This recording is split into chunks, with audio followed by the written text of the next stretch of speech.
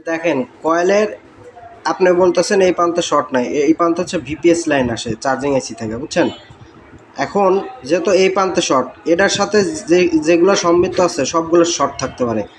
এখন এটার পাশে যেহেতু এখানে একটা ডার্ট আছে, হাই ভোল্টেজের ডার্ট, এখন এটা উঠাবেন, রিমুভ করবেন, করার পরে যদি দেখেন এখানে শর্ট আছে, তাহলে ওই দুটো ক্যাপ লাগাইছেন, ওই দুটো ক্যাপ মানে এই যে এই জায়গার ক্যাপ, যে এই জায়গার এই দুটো ক্যাপ, এই ক্যাপ দুটাও রিমুভ করেন। আবার রিমুভ করার পরও যদি শর্ট থাকে তাহলে আপনার 100% এই লাইট আইসি শর্ট আছে, ঠিক আছে? আর যদি এখানে ফুল শর্ট দেখায় তাহলে আপনি এখানে রজন থেরাপি দিতে পারেন, বুঝছেন? তবে এখানে মনে হয় না যে আপনার আশেপাশে কোনো শর্ট আছে।